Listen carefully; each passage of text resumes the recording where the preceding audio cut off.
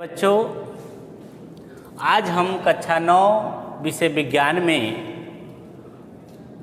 हमारे आसपास की वस्तुएं नामक पाठ का अध्ययन करेंगे। सबसे पहला जो इसमें टॉपिक है आपका आज का, वह है पदार्थ। पदार्थ क्या होता है यह जानेंगे हम लोग अपने आसपास, अपने अगल बगल जिन भी वस्तुओं को देखते हैं और यदि वे वस्तुएं स्थान घेरती हैं, उनमें भार होता है, उनमें आयतन होता है, तो उन सभी वस्तुओं को पदार्थ कहेंगे हम लोग। तो पदार्थ में होता क्या है कि वे सभी वस्तुएं जो स्थान घेरती हैं, जिनमें आयतन होता है, पदार्थ कहलाती हैं। पदार्थ जो होता है छोटे छोटे कणों से मिलकर बना होता है और उन कणों को हम लोग कहते हैं अणु। क्या कहते हैं? अणु। तो अगर पदार्थ की परिभाषा आपसे पूछ दिया जाए तब बताएंगे वे सभी वस्तुएं जो स्थान घेरती हैं, जिनमें भार होता है, आयतन होता है, पदार्थ कहलाते हैं। पदार्थ छोटे छोटे कणों से मिलकर बना होता है। इन कणों को अणु कहते हैं। यानी पदार्थ के निर्माण में अणु का महत्वपूर्ण रोल होता है। उदाहरण में आपसे पूछ दिया जाए किसको हम पदार्थ कहेंगे, जैसे में आप लिख देंगे चाक, बेंच,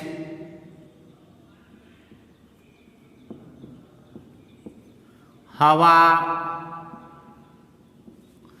पानी, दूध,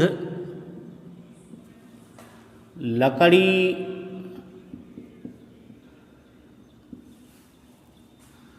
मेज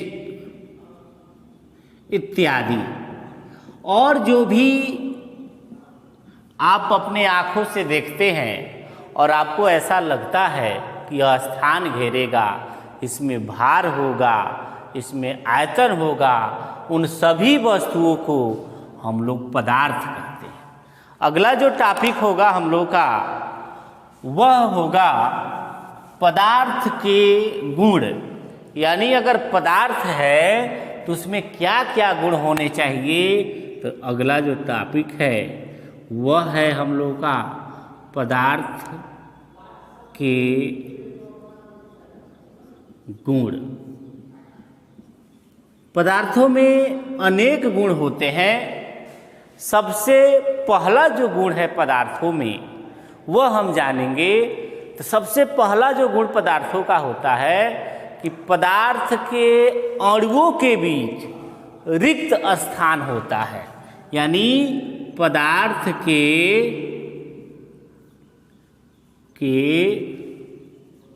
अणुओं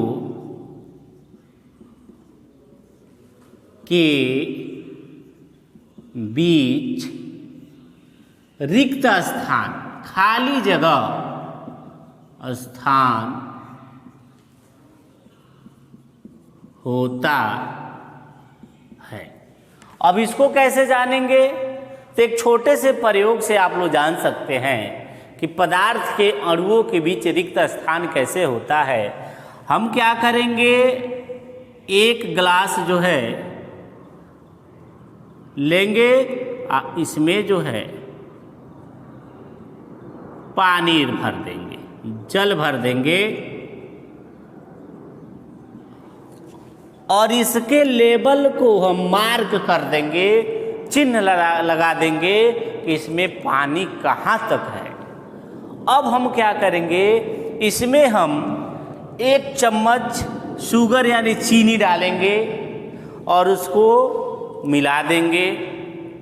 मिलाने के बाद फिर से जो हम लोग मार्क लगाए हैं, जो जल का लेवल है जहाँ पे टिक किए हैं, उसको देखेंगे क्या उसमें कोई अंतर आया, क्या लेवल ऊपर गया है या लेवल नीचे आया है या उसमें कोई परिवर्तन नहीं हुआ है, इसको चेक करेंगे।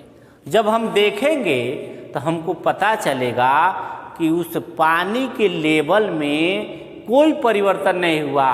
चीनी के जो कण हैं वह पानी के अणुओं के बीच जो रिक्त स्थान है उसमें जो है ये कण जाके बैठ गए हैं। इससे यह सिद्ध होता है कि पदार्थ के अणुओं के बीच, कणों के बीच रिक्त स्थान होता है। दूसरा पदार्थों का जो गुण है वह दूसरा गुण इस प्रकार है कि पदार्थ जो होते हैं उसके जो अणु होते हैं वह निरंतर गतिशील होते हैं। यानी दूसरा जो गुण है पदार्थ का, पदार्थ के अणु सदैव गतिशील होते हैं।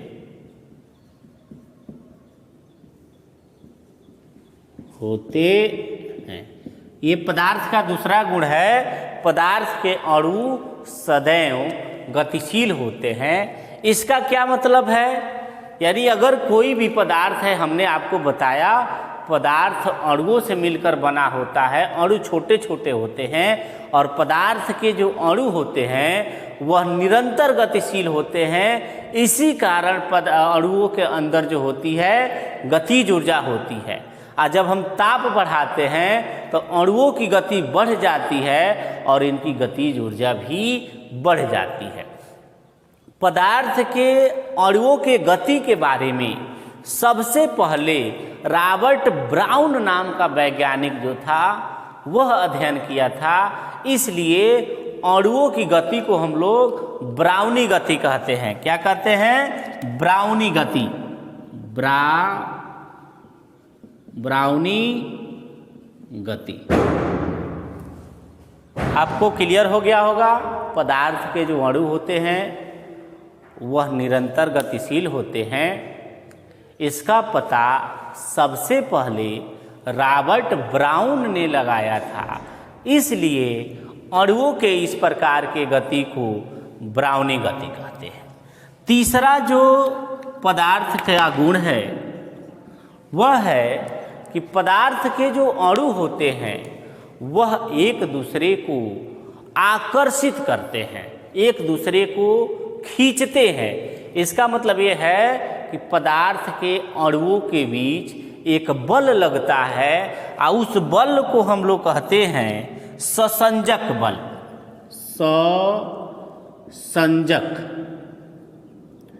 ससंजक बल। तीसरा गुण क्या है? पदार्थ के अणु